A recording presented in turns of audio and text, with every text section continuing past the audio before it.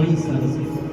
ऊपर से विमान उड़ रहे हैं, जहाज उड़ रहे हैं, उधर से तो स्पीड में आते हैं और जहां पर कथा शिव जी सती जी को सुना रहे हैं वहां आकर के धीरे कर लेते हैं।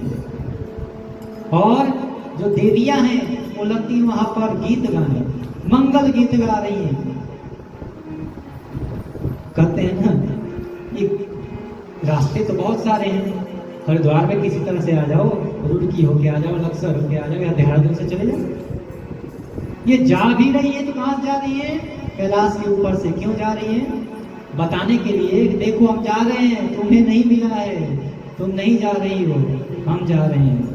इतना से नहीं हुआ, जाना ही जाना छोड़िए, कैलाश पर धीरे गाड़ी कर करके गीत गा रही हूँ, आप सुन लो, सुनाई नहीं दे रहा है। जब सती जी ने देखा कि ये देवियां जा कहाँ रही हैं, आखिर क्या बात है, शिव जी से पूछा, ये लोग कहाँ जा रहे हैं ना? शिव जी ने कहा, आपके पिता के यहाँ यज्ञ रखा गया है, उसमें ये लोग भाग लेने के लिए जा रहे हैं। उन्होंने कहा कि तो हम लोग भी चलते हैं, पिताजी के घर में हैं तो। कहे कि देखिए, किन्नर नाग सीध गंधर्वा बद्न समेत चले सुर सर्वा, ये सब लोग को निमंत्रण मिला था, इसलिए सब लोग जा रहे हैं, परंतु 3 लोगों को नहीं मिला, विष्णु, विरंची, महेश जी आए, इन तीनों को नहीं मिला। ब्रह्मा जी को क्यों नहीं मिला है? तो ब्रह्मा जी पिता है, तो पिताजी को निमंत्रण लेने की क्या आवश्यकता है।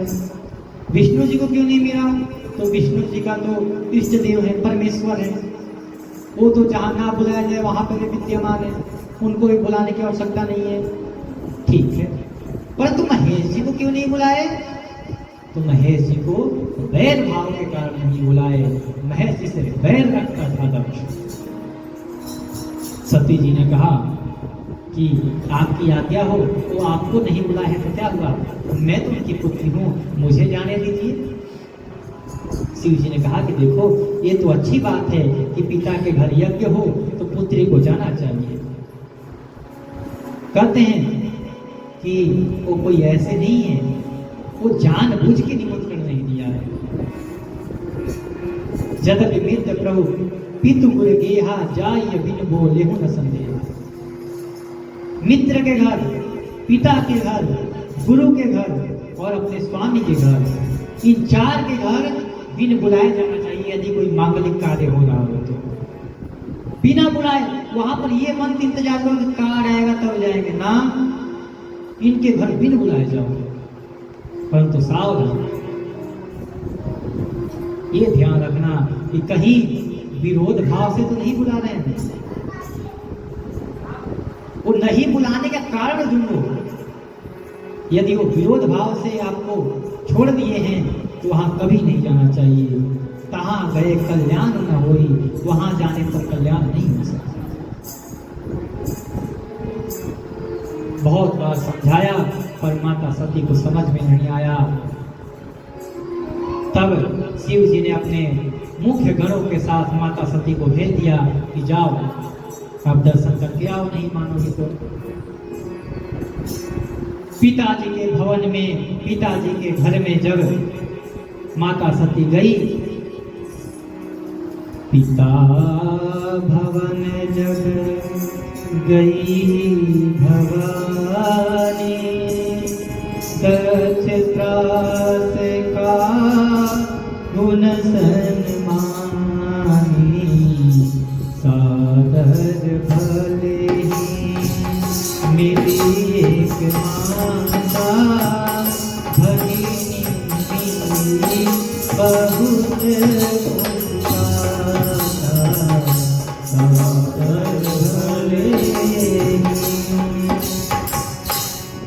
जब पिताजी के घर माता सती गई, दक्ष के भय के कारण माता सती से कोई मिला ही नहीं। कहते हैं कि घर में सबको सब कोई भी रोक सकता है, परंतु माता को कोई नहीं रोक सकता। माता को उसकी पुत्री से मिलने में कोई नहीं बाधा बन सकता। दक्ष के डर से कोई भले ही नहीं मिला, सादर भले ही मिली एक माता। माता ने देखा मेरी लाडली आई है, मेरी पुत्री आई है, दौड़ पड़ी मैया और दौड़ करके माता सती को अपने गले से लगा लिया महाराज। और जो भगिनी थी, जो बहनें थी माता सती की, वो मुस्कुराती हुई मिली। यहाँ पर ध्यान दीजिए, तुलसीदास जी क्या लिख रहे हैं? भगिनी मिली मुस्कुराता नहीं, बहुत मुस्कुराता। बहुत मुस्कुराना, मुस्कुराना सही है, मुस्कुराना चाहिए जीवन में। जब तक मुस्कुराइए नहीं तब तक जीवन चलेगा नहीं।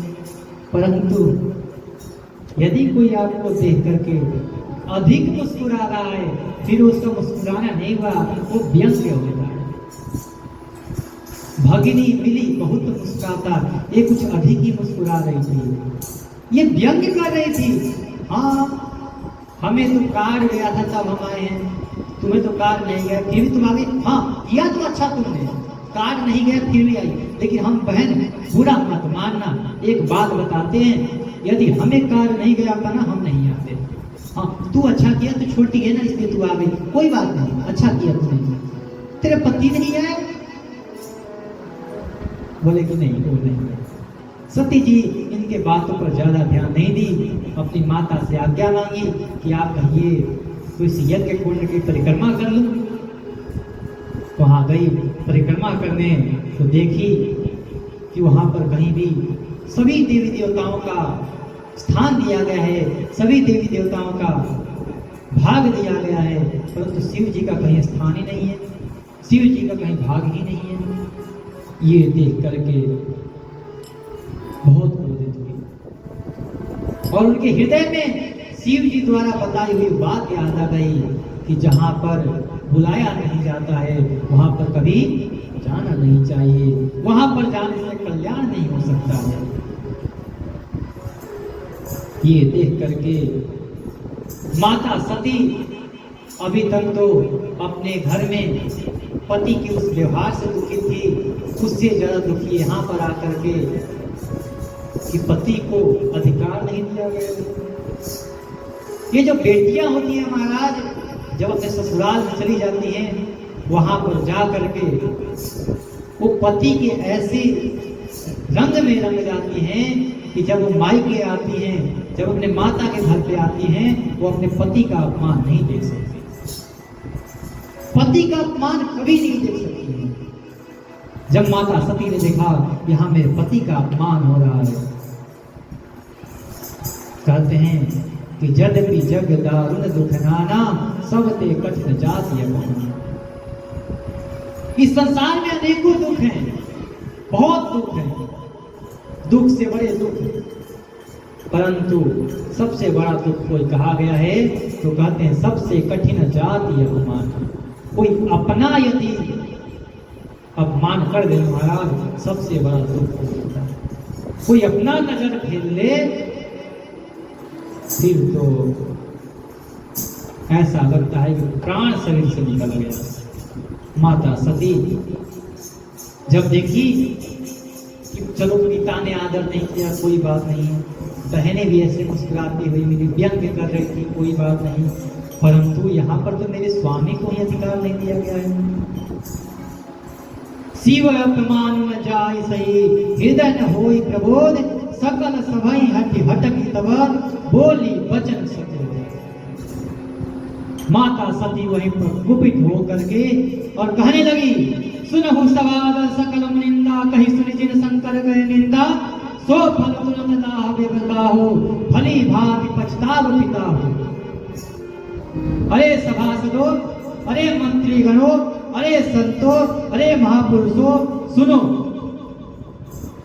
मैंने ये सुना है कि जो भी भगवान शंकर की निंदा करता है, जो भी अपने परमेश्वर की निंदा करता है, उसको फल तुरंत मिलता है और तुम सबको आज फल मिलेगा।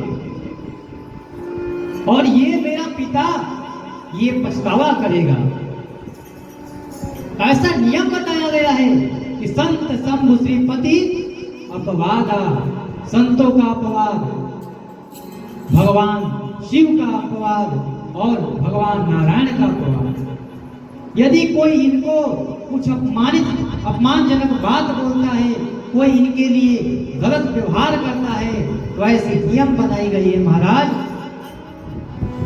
ऐसी मर्यादा बनाई गई है, काट तासु जीव है जो बसाई। यदि आपके बस में हो तो उस नीच का जीव काटे। यदि आपका बस नहीं चल रहा है, आप उस सामर्थ्य न हो, तो अपना कान बंद करो और वहां से भग जाओ। परंतु इनका अपमान कभी मत सुनो। कोई संतों की निंदा करता हो और वहां पर खड़े होकर सुन रहे हो, तो जितना निंदा कर रहा है उसको जितना पाप नहीं पड़ेगा, आपको सुनने से पाप पड़ेगा। सती जी कहती है, और जगत आत्मा महेश पुरारी, इस पूरे संसार के स्वामी है महेश, उनका इसने अपमान किया है। ये मेरा मंदमती पिता उनको नित्य ही उनकी निंदा करते रहता है। धिक्कार है, धिक्कार है इस पिता पर, और धिक्कार है इस मेरे शरीर पर कि इसके पुत्री के रूप में मैं प्रकट हुई हूँ। दक्ष शुक्र संभव यह देही, ये दक्ष से ही प्रकट ये शरीर है, धिक्कार है इस पर। आज मैं इस शरीर को नहीं रखूंगी, आज इसको मैं समाप्त कर दूंगा। माता सती अपने हृदय में भगवान शिव का स्मरण करते हुए, शिव का ध्यान करते हुए, और वहीं पर योग अग्नि को प्रकट किया है महाराज, और उस योग अग्नि में अपने आप बैठ करके अपने शरीर को भस्म कर दिया। अपने शरीर को माता सती ने अपने पति के लिए उस योग अग्नि में भस्म कर दिया। जब ये बात नारद जी के द्वारा शिव जी को पता चला, शिव जी कुपित हुए और वहां से वीरभद्र को भेजा। वीरभद्र आ करके और दक्ष के उस यज्ञ को विध्वंस कर दिया। जो वहां पर पूषा ऋषि थे, जो वहां पे कुल पुरोहित पूषा ऋषि थे, एक घूसे में उनका पूरा दांत पेट के अंदर चला गया, सारा दांत तोड़ दिया उनका। आज भी पूषा ऋषि को पीसे हुए आटे का खाना खिलाया जाता है। कुछ का बाल उखाड़ दिया, किसका दाढ़ी उखाड़ दिया, सब समाप्त कर दिया उनका। अब पकड़ा गया दक्ष, दक्ष को पकड़ा और उसका गर्दन ही समाप्त करके यज्ञ कुंड में डाल करके यज्ञ विध्वंस कर दिया। फिर उसके आगे की कथा है कि संत लोग निवेदन करते हैं, तब उस दक्ष के सिर पर बकरे का सर बैठा करके यज्ञ की पूर्णाहुति होती है। शिव जी कहते हैं, हे पार्वती जी, इतना तो कथा आपको पता ही है, अब इसकी आगे की कथा हम लोग श्रवण करते हैं। जब माता सती अपना शरीर त्याग कर रही थी, उस समय अपने हृदय में रघुनाथ जी का स्मरण करते हुए कही थी कि हे नाथ, मैंने आप पर विश्वास नहीं किया था, मैंने आप पर संशय कर लिया था, उसी का परिणाम है ये कि मैं अपने पति से अलग हो रही हूँ। मेरे को जन्म के ऊपर जन्म दे देना, परंतु जन्म जन्म शिव पद अनुरागा, जिस जन्म में भी देना बस शिव जी के चरणों में अनुराग रहे। तुलसीदास जी कहते हैं, तेहि कारण ही मगिरे गृह जाई, जननी पार्वती सहाई, जननी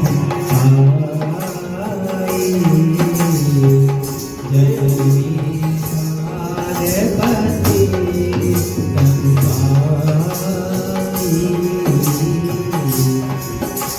उन्होंने भगवान राघव जी से ये वरदान मांगा था कि मुझे शिव जी का चरणों में अनुराग चाहिए।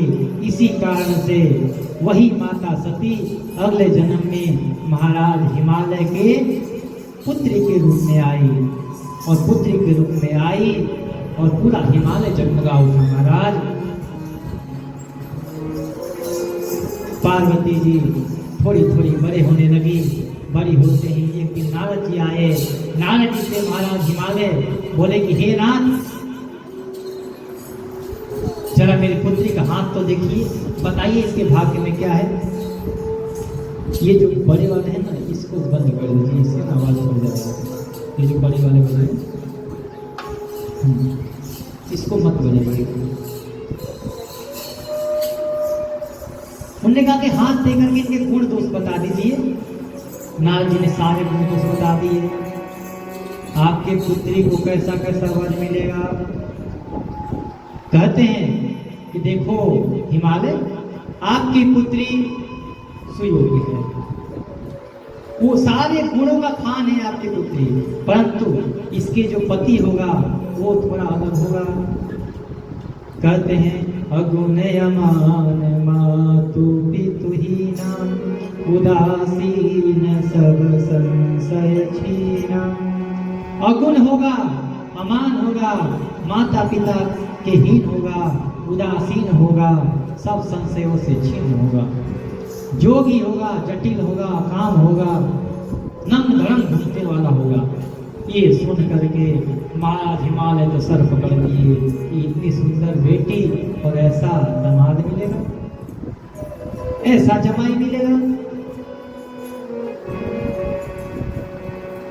हिमालय जी कहते हैं कि नारद जी थोड़ा साइड में आइए। तो साइड में नारद जी को ले जा करके बोले कि कुछ ऐसा नहीं हो सकता है कि दूल्हा को चेंज कर दिया जाए। नारद जी बोले तुम्हारा दिमाग खराब है। बोले कि नहीं, कुछ ले दे के अगर हो जाए तो काम चले। बोले हमें क्या रिश्वत दे रहे हो। सुनो, थोड़ा क्रोध में आकर के नारद जी बोले कह मुनि सहिमवंत सुनो, जो विधि लिखा लीलार, देव तनुज नर नाग मुनि को न मेटनहार। हे हिमवंत सुनो, जो मेरे पिता विधाता ने इस मस्तक पे लिख दिया है, देवता मनुष्य नर नाग मुनि कोई भी उसको मिटा नहीं सकता, कोई नहीं मिटा सकता उसको। तुम ये भूल जाओ कि जो मैंने बताया है वो असत्य हो सकता है, वो अटल सत्य है, वही होगा। लेकिन जो तुम उपाय पूछ रहे हो तो मैं तुम्हें एक उपाय बताता हूँ। यदि भाग्य ने साथ दिया तो तुम करोगे तो सब कुछ सही हो जाएगा। कहते हैं कि जे बर के दोष बखाने, जो जो मैं दुल्हा का दोष बताया हूँ वो सब शिव जी में पाए जाते हैं। यदि आपकी पुत्री का विवाह शिव जी से हो जाए तो 200 गुण सम कह सब कोई, दोष भी गुण हो जाएगा। तो आप ऐसा प्रयत्न करो कि आपकी पुत्री का विवाह शिव जी के साथ हो जाए। इतना सुनते ही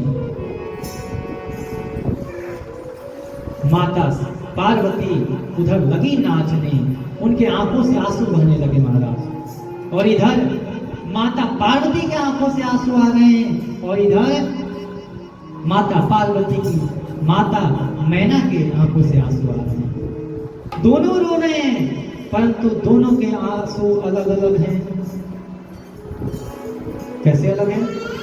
तो कहते हैं कि जो माता पार्वती की आंखों में आंसू है वो ठंडा आंसू है, और जो माता मैना की आंखों में आंसू है वो गर्म आंसू है।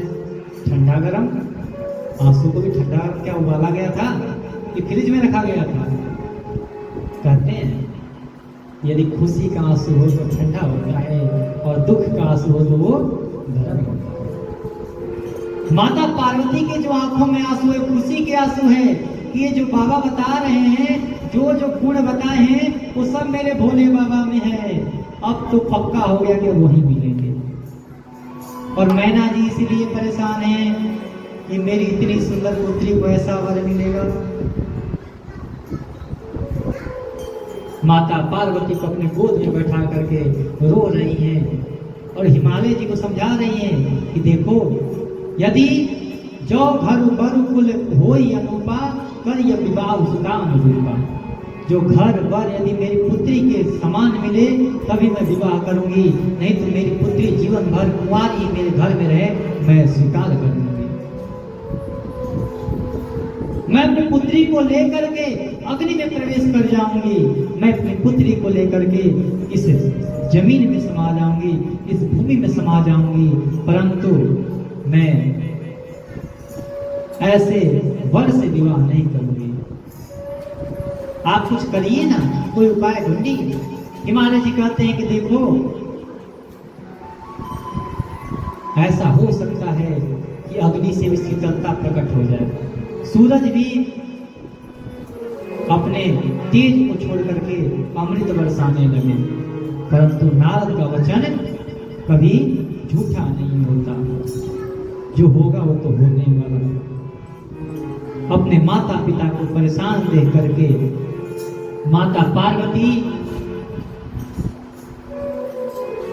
कही, हे पिताजी आज रात मैंने सपना देखी है, एक ऋषि आकर मेरे से बोले कि जाकर तपस्या करो, आप सारे चिंता छोड़िए, मुझे तपस्या करने के लिए जाने दीजिए।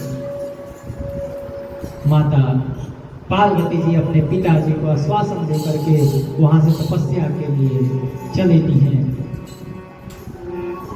और जा करके यही बिल्केश्वर क्षेत्र में, जहाँ बिल्लों के पत्र हैं, सब बिल्लों के वृक्ष, यहाँ पर माता पार्वती आकर के तपस्या करने लगी।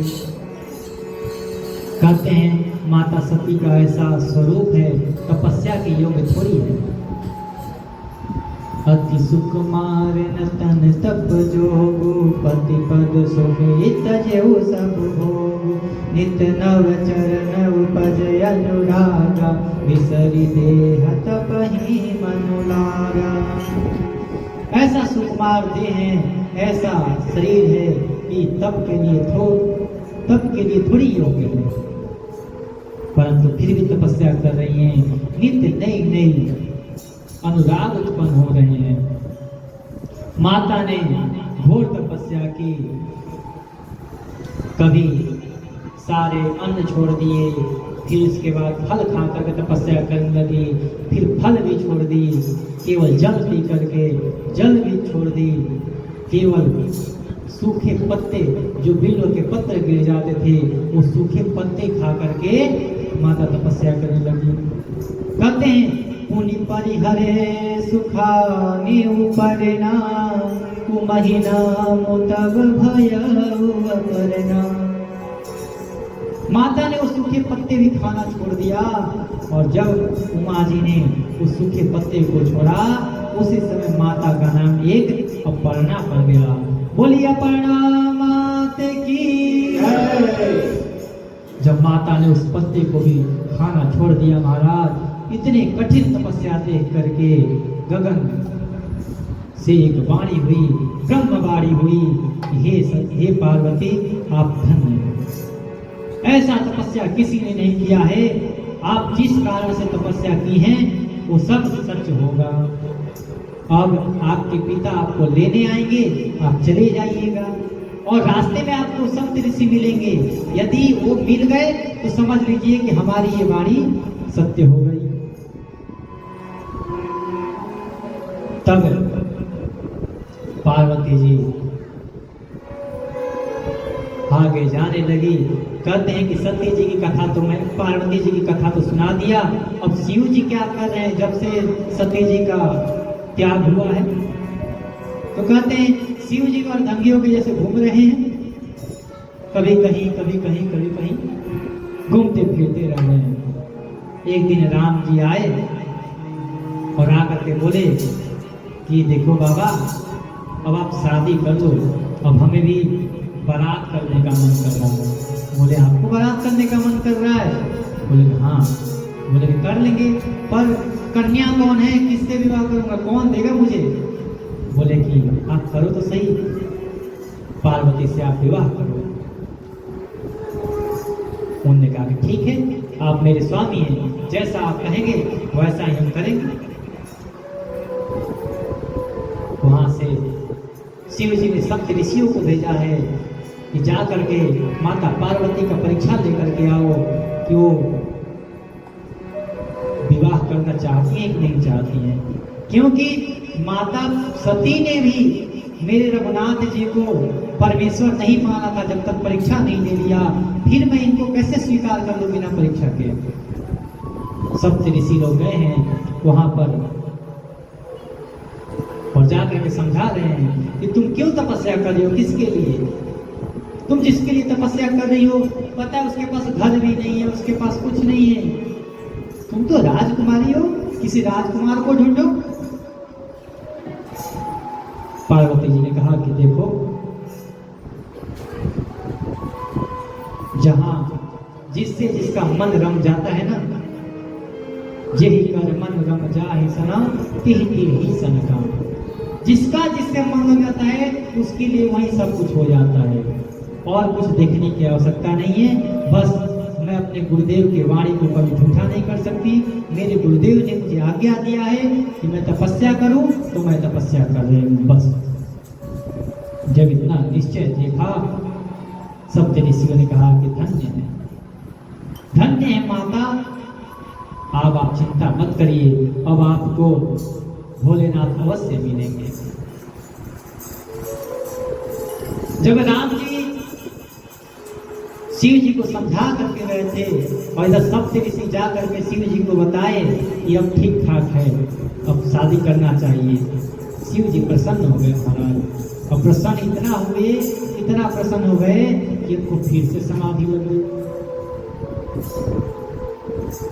उसी समाधि के मध्य में ही एक तारक असुर प्रकट हुआ, बहुत अत्याचार हुआ, और उसने तपस्या करके ब्रह्मा जी से वरदान ले लिया कि यदि कोई मुझे मारे तो भगवान शिव के शुक्र से उत्पन्न पुत्र ही मार सकता है। क्योंकि उसको पता था कि इसका कोई विवाह ही नहीं हुआ, तो इसका विवाह होगा, इसके पुत्र होंगे, तब तो मुझे मारेंगे। अब सारे देवता लोग चिंतित, सारे देवता लोग गए ब्रह्मा जी के पास। ब्रह्मा जी सबको लेकर के गए विष्णु जी के पास। विष्णु जी बोले हमसे भी कुछ नहीं होगा, तो बोले कि सब लोग शिव जी के पास चले। तो सबने सुना कि शिव जी तो समाधि में है। तो शिव जी के पास जाने से पहले बोले कि उनको जगाने के लिए पहले कामदेव के पास चलते हैं। सब लोग कामदेव के पास गए, कामदेव को ले करके कैलाश पहुंचे हैं। कामदेव अपने सारे प्रयत्न लगा दिया पर निष्फल रहा। एक बाण आम का वृक्ष का सहारा लेकर के फूलों से भरे बाण, वो पुष्प के बाण भगवान शिव के हृदय में मार दिया महाराज। और जब हृदय में मारा है, आप सबको पता है कि भोलेनाथ जी के हृदय में कौन आता है। पूरे अंग पर उसने प्रहार किया परंतु शिव जी उठे नहीं। जब हृदय पर लगा, उन्होंने कहा कि ये मूर्ख मेरे हृदय पर वार कर दिया, मेरे रघुनाथ जी पर वार कर दिया। और शिव जी ने अपना नेत्र उभारा, इधर देखा कोई नहीं, इधर देखा कोई नहीं। तब तीसरा नेत्र खुला और सामने ही कामदेव देखे कि आम के वृक्ष में छुपे हुए हैं। देखते ही कामदेव समाप्त, जल करके भस्म हो गया। अब कौन जाए वहां पर, शिव जी इतने क्रोधित। तब सारे देवता लोग उनकी पत्नी रति को भेजे कि आप जाकर के उनको समझाइए। रति रोते रोते गई हैं, शिव जी से बोली है कि उन्होंने क्या बिगाड़ा था जो आपने संहार कर दिया। शिव जी ने कहा चिंता मत लो, ये अवश्य ही तुम्हें प्राप्त होंगे। आज से इनका नाम अनंग होगा। और जब द्वापर में भगवान श्री कृष्ण अवतार लेंगे, उनके पुत्र रूप में तुम इनको प्राप्त कर लोगे। सारे देवता लोग आकर के भगवान शिव की प्रार्थना किए। प्रार्थना करने के बाद सब लोग जयकारा बोले हर हर महादेव, हर हर महादेव। सब महादेव करते आए। बोले क्या बात है, आज सब लोग एकत्रित हैं, कोई विशेष कार्यक्रम है क्या? बोले कि कार्यक्रम तो कुछ नहीं है, अब सब एक दूसरे से कर रहे हैं कि आप बताओ, आप बताओ, आप बताओ। बोले अरे बताओ तो क्या बात है। तो ब्रह्मा जी हाथ जोड़ करके बोले कि हे नारायण आप ही बताइए। विष्णु जी बोले कि देखिए नाथ, सब लोगों ने मुझे कहा है बोलने के लिए तो मैं बोलता हूं। हम लोग चाहते हैं ना कि अब आप विवाह कर लो, अकेले ठीक नहीं लगे लोग। बोले क्या बात कर दी है नाथ, कितना अच्छा भी अकेला हूँ, भजन भाव हो रहे चकाचक, कहाँ की गृहस्थी में फंसा रहे हो। बोले कि हमें भी थोड़ा नागिन डांस करने हैं, तो शादी वादी कर लीजिए, उसमें कर लेंगे थोड़ी बहुत। बोले कि ये कारण तो नहीं लग रहा है, कोई और कारण है, बताओ सच सच। तब देवराजेंद्र हाथ जोड़ करके बोले कि नाथ एक तारक असुर उत्पन्न हो गया है, वही परेशान करने बैठा है। बोले कि बोलो ना कि ये बात है कि जब तक मेरा विवाह नहीं होगा तब तक तुम्हारा उद्धार नहीं होगा। मेन कारण तो ये है, ये विवाह का नाटक क्यों कर रहे हो कि विवाह देखना है। लेकिन ठीक है, तुम लोग मेरे जब भक्त चाह रहे हैं तो विवाह करेंगे। इधर शिव जी भी राजी हो गए महाराज विवाह के लिए। सप्तऋषि पत्रिका लेकर के राजा हिमालय के पास पहुंचे हैं, और उधर हिमालय जी से पत्रिका लेकर शिव जी के पास पहुंचे हैं। दिन रखा गया है, मुहूर्त रखा गया है, और वो समय आ गया महाराज जब भगवान शिव का विवाह माता पार्वती जी के साथ होने वाला है। विवाह का वो दिन आ गया। दिन हुए, प्रातः काल बीता, दोपहर बीत गया। विवाह के बारात का समय हुआ था कि बारात 12 बजे निकलेगी। 12 बजे, जैसे कल हम लोग का दिन था, कल से यात्रा 10 बजे निकालेंगे। 11 बजा दिया आप लोग, 12 भी बजाने वाले थे, वो तो महाराज जी तैयार हो गए तो हम सब चल दिए। 4 बजे रखा गया था कि चलो 4 बजे तो निकाल ही देंगे। सबके सम्मत मोहर लग गई कि 4 बजे बारात कैलाश से निकल करके हिमालय जाएंगे। 3 बज गया, कोई नहीं आया उनके यहाँ। भाई जहां से बारात निकले सब लोग यहीं तो आएंगे, कोई कैलाश में नहीं आया। 3:15 हो गया, कोई नहीं आया। 3:30 हो गया, कोई नहीं आया। जब 4 बजा तब भगवान के जो नंदी भृंगी सब हैं कहते हैं कि प्रभु लगता है देवता लोग भूल गए हैं कि आज आपका बारात भी जाना है। अभी दुल्हा तैयारी नहीं हुआ है, सारे देवता लोग अपने तैयारी में लग गए। सभी लोग अपने अपने वाहन को तैयार करने लगे। इधर इंद्र महाराज अपने ऐरावत को मार से नहला रहे हैं। विष्णु जी अपने गरुड़ को नहला रहे हैं, माँ उसमें लड़िया लगा रहे हैं, फूल के माला पहना रहे हैं। सब लोग अपने अपने वाहनों को नहला धुला रहे हैं। और तो और एक बात और बताऊं, यमराज जी भी अपने काले भैंसे को गोरे बनाने में लगे पड़े हैं, खूब रगड़ रहे हैं उसको, मार पाउडर लगा रहे हैं कि काला भैंसा गोरा हो जाए। पर वो काला गोरा कहाँ से, चाहे कितना पाउडर लगा लो। आजकल का जमाना थोड़ी है कि ब्यूटी पार्लर में ले जाते हैं, नहीं तो यमराज पहुंचा देते उनको ब्यूटी पार्लर। क्यों पंडित जी, वो भी गोरा हो जाता उस समय, पर तो फिर भी पाउडर लगा दिए गोरा हो गया था।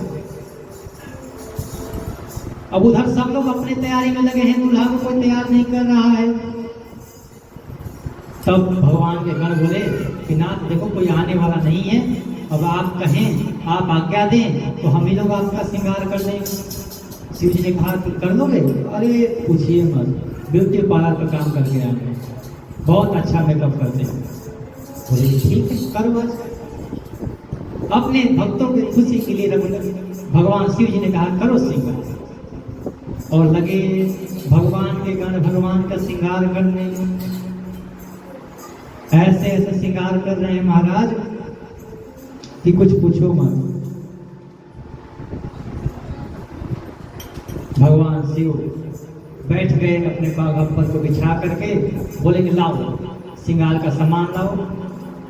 कहते हैं शिव ही शंभो गण करहि श्रृंगारा, जटा मुकुट आई मोरु तुम्हारा कुंडल कंकण पहिरे जाला तन विभूति पट हरिचारा सतीला नाट सुंदर सिरगंगा नयन कीन उपवीत भुजंगा नरल कंठ नरत माला अतिव बेस देव धाम के पाला अतिव बेस देव धाम के पाला।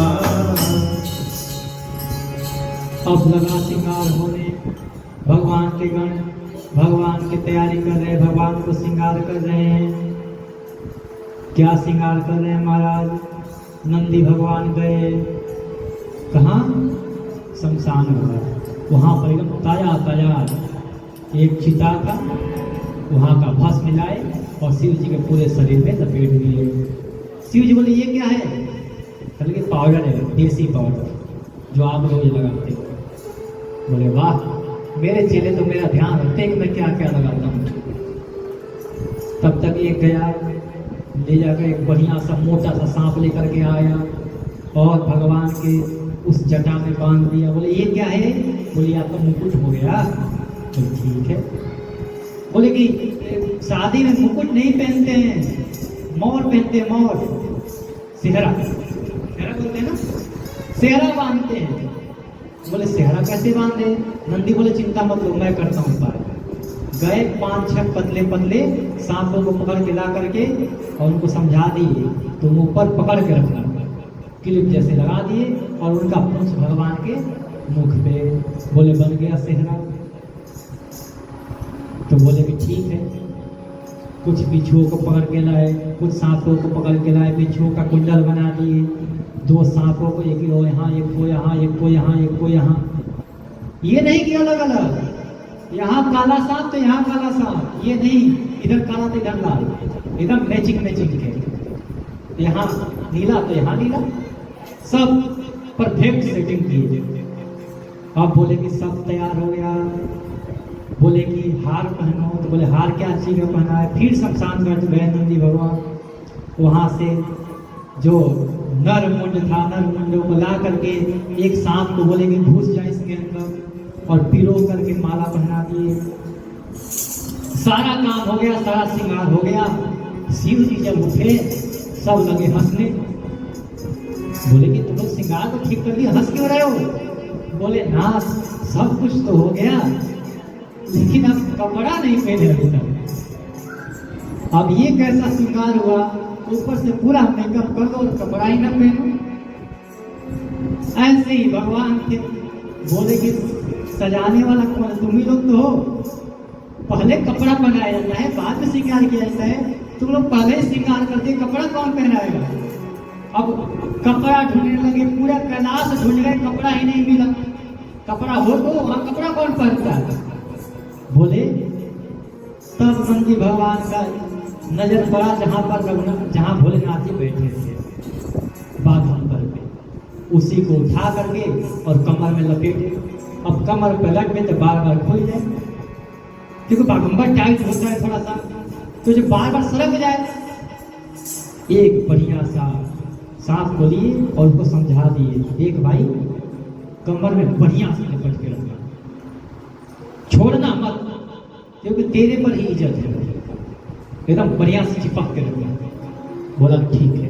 बोले कि देख ले रास्ते में नागिन ढूंढने बचेंगे, छोड़ के नाचने मत लगना, हम सब नाचे पर तुझे नहीं नाचना है। बोले कि ठीक है, मैं नहीं नाचनी। पूरा बढ़िया से तैयार हुआ। एक भुजंग को पकड़ करके जनेऊ बनाया गया। बोले कि अब घोड़ा लाया जाए दुल्हा के लिए। शिव जी बोले घोड़ा कहाँ से आएगा? मेरा नंदी है, आ नंदी। नंदी पर बैठ गए। सब लोग सीधा बैठते हैं, शिव जी उल्टा बैठे। बोले कि नंदी आगे चलेगा, मैं पीछे अपने घोड़ों को देखूंगा। 5 बज गए महाराज, कोई बाराती नहीं आया। जब बाराती नहीं आया, शिव जी कहे तो लगता है कोई नहीं आने वाला। शिव जी बोले भृंगी शंख फूंक दो। भृंगी ने जो भी शंख बजाया, भगवान के जितने थे बराती सब जितने उनके घर थे सब आ गए। सांप बिच्छू ऐसे ऐसे, किसी का सर है किसी का सर ही नहीं। तुलसीदास जी लिखते हैं, कहते हैं ओ मुखहीन विपुल मुख काहू, बिनु पद कर को बहुपद बाहू, विपुल नयन को नयन विहीना, हृष्ट पुष्ट को अति तन खीना। ऐसे हैं किसी का मुंह ही नहीं है, किसी के पूरे शरीर में ही मुंह है, किसी का पैर ही नहीं है, किसी के पूरे शरीर में पैर है, किसी का हाथ ही नहीं है, किसी के पूरे शरीर में हाथ है, किसी का नेत्र ही नहीं है, कोई पूरे शरीर से ही देख रहा है। और क्या है तो कहते हैं तन खीन को अति पीन पावन को पावन गति धरे, भूतल कराल कमाल कर तब सत्य बोल अरे कान तो काल मंगल बेसय गणित को गर बहुत नक प्रेत साथ जो जात बरनत रही बने, जात बरनत रही बने। ऐसे भगवान शिव की बारात है। किसी का तन ही नहीं है, किसी का सर ही नहीं है, कोई बिना सर का ही चल रहा है। यदि कोई आपके बिना सर का आ जाए तो क्या बोलोगे? कोई बिना सर का चलते हुए केवल हाथ पैर से हिलते हुए आ जाए, या किसी के पास हाथ ही ना हो केवल सर लेकर के आ जाए। ऐसे ऐसे भगवान के बाराती हैं। किसी का मुख श्रीकाल का है, किसी का मुख गधे का है, किसी का मुख स्वर का है। ऐसे भगवान के बाराती बोले ठीक है अब मेरे आ गए अपने, अब मैं खुश हूँ, चलो बाराती। सारे देवता लोग आए। विष्णु जी बोले देखो भाई इनके साथ जाएंगे बेइज्जती हो जाएगी, इसीलिए सब लोग अपना अपना समूह लेकर के अलग अलग चलेंगे।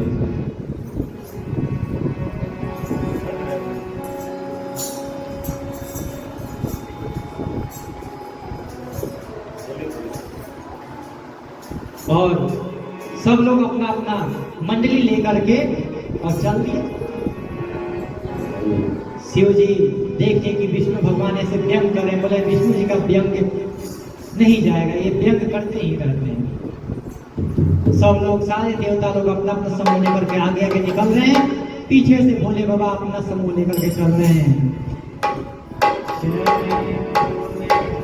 बरतिया हिमाचल नगरी, जले भोले की बरतिया हिमाचल नगरी, जले भोले की बरतिया हिमाचल नगरी, जले भोले की बरतिया हिमाचल नगरी, हिमाचल नगरी रे हिमाचल नगरी, हिमाचल नगरी हिमाचल नगरी, जले भोले की बरतिया हिमाचल नगरी, जले भोले की बरतिया हिमाचल नगरी। हाँ बूढ़े बेल शिव जी आए, सज गए सभी बराती।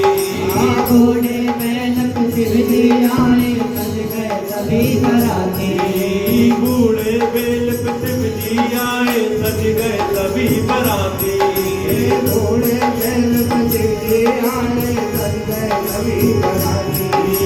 कोई चढ़ चूहे पर आया, कोई आया हाथी, कोई चढ़ चूहे पर आया, कोई आया हाथी, कोई चढ़ चूहे पर आया, कोई आया हाथी, कोई चढ़ चूहे पर आया, कोई आया हाथी। मारी तिरछी नगरिया हिमाचल नगरी, मारी तिरछी नगरिया हिमाचल नगरी, हिमाचल नगरी रे हिमाचल नगरी, हिमाचल नगरी, चली भोले की बरतिया हिमाचल नगरी, चली भोले की बरतिया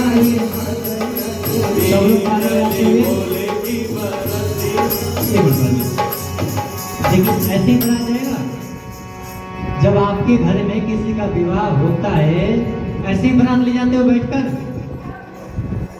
अब जब तक खड़े न होगे तब तक बारात यही रुकेगी।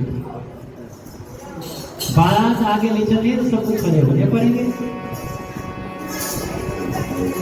ओ चले भोले के परतिया हिमाचल नगरी, चले भोले की करतिया हिमाचल नगरी, हिमाचल नगरी ओ हिमाचल नगरी, हिमाचल नगरी वो हिमाचल नगरी। चले भोले की करतिया हिमाचल नगरी, चले भोले की परतिया हिमाचल नगरी, चले भोले की करतिया हिमाचल नगरी, चले भोले की परतिया हिमाचल नगरी। पर आकर सत्या देखे कौन रंग का दूल्हा, छत पर आकर प्रिया देखे कौन रंग का दूल्हा, छत पर आकर प्रिया देखे कौन रंग का दूल्हा, छत पर आकर प्रिया देखे कौन रंग का दूल्हा। कोई बेचारी घर में बैठी फूंक रही है चूल्हा, कोई बेचारी घर में बैठे फूंक रही है चूल्हा, कोई बेचारी घर में बैठी फूंक रही है चूल्हा, कोई बेचारी घर पर बैठी फूंक रही है चूल्हा। झुक झुक देखे रे परतिया हिमाचल नगरी, झुक झुक देखे रे परतिया, झुक झुक देखे रे परतिया हिमाचल नगरी, हिमाचल नगरी, हिमाचल नगरी, हिमाचल नगरी, चली भोले की परतिया हिमाचल नगरी, चले भोले की परतिया हिमाचल नगरी। चली भोले की परतिया हिमाचल नगरी, हम लोग कोई खड़ा नहीं रहेगा। हिमाचल नगरी, ओ चली भोले की परतिया हिमाचल नगरी, चली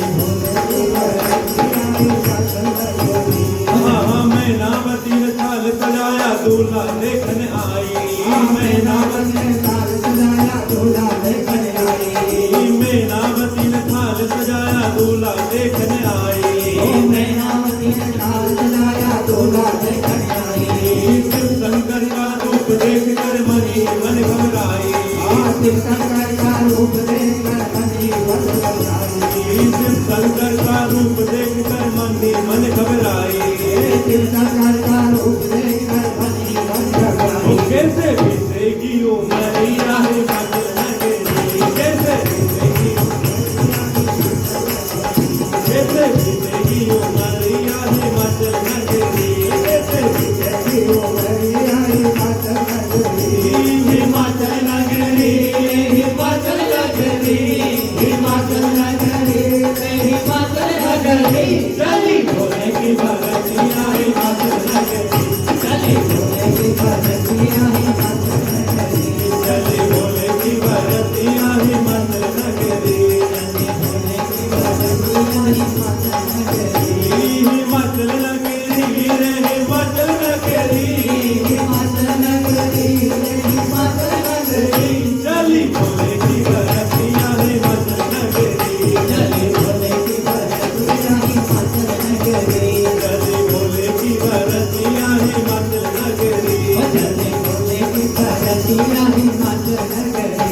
हाँ सप्ततियों ने मंगल गाया मांगा अपना ने, सतगियों ने मंगल गाया मांगा अपना ने, सप्ततियों ने मंगल गाया मांगा अपना ने, सतगियों ने मंगल गाया मांगा अपना ने। हाँ शंकर ने बड़े प्रेम से नाम दिया है प्रेम, और शंकर ने बड़े प्रेम से नाम दिया है प्रेम, शंकर ने बड़े प्रेम से नाम दिया है प्रेम, शंकर ने बड़े प्रेम से नाम दिया है प्रेम। करके भाभी सारी सखिया हिमाचल नगरी, करके भागी सारी सखिया हिमाचल नगरी, करके भाभी सारी सखिया हिमाचल नगरी, करके भागी सारी सखिया हिमाचल नगरी, हिमाचल नगरी ओ हिमाचल नगरी, हिमाचल नगरी ओ हिमाचल नगरी। चली भोले की परतिया हिमाचल नगरी,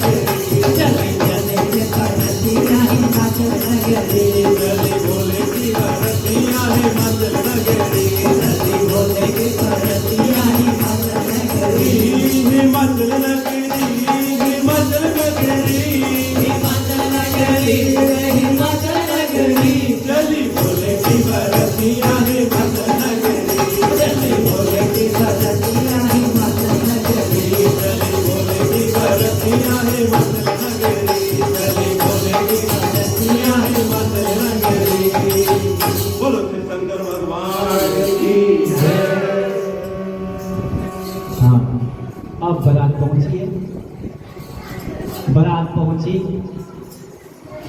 वहां पर द्वार पूजा लगा है। माता मैना थाल सजा करके आई है। अब सब लोग बैठ जाएंगे अपने अपने स्थान पे, सब लोग बैठ जाइए। अभी हमें राम जी का जन्म भी करना है, तो यहाँ से थोड़ा संक्षिप्त में चलेंगे, ठीक है।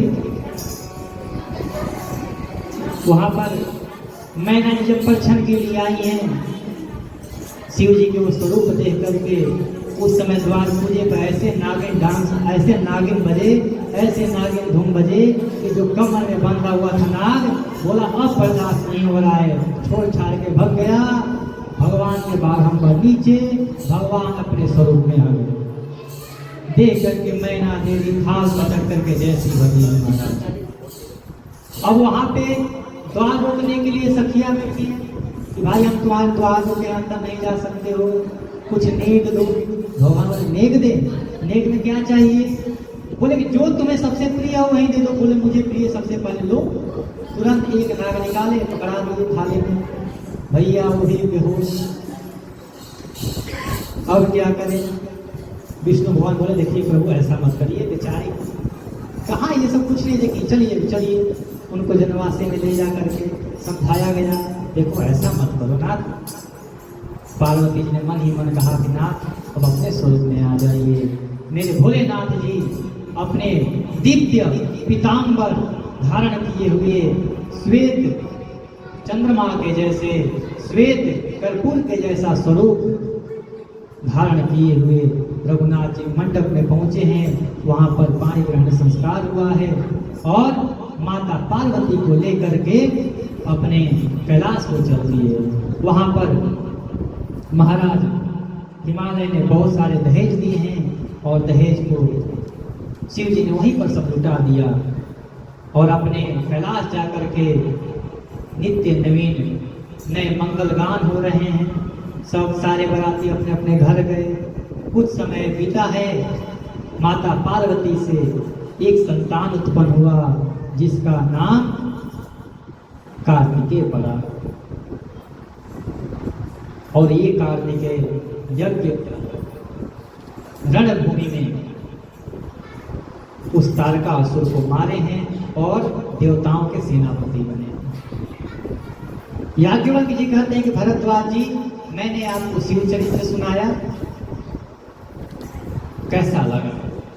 भरद्वाज जी की आंखों से आंसू आने लगे। महाराज पूरा रोम रोम पुलकित हो गया और ये स्वरूप देख करके याज्ञवल्क्य जी बोले बस अब मेरे को पूछने की जरूरत नहीं है कि कैसा लगा। ये स्वरूप ही, ये श्रोता के स्वरूप ही बता देता है, उसके चेहरा ही बता देता है कि उसको कथा कैसे लगा। अच्छा, अब मैं आप लोगों से एक प्रश्न करता हूँ। हम लोगों ने अभी तक शिव चरित्र सुना, कैसा लगा आपको? हैं?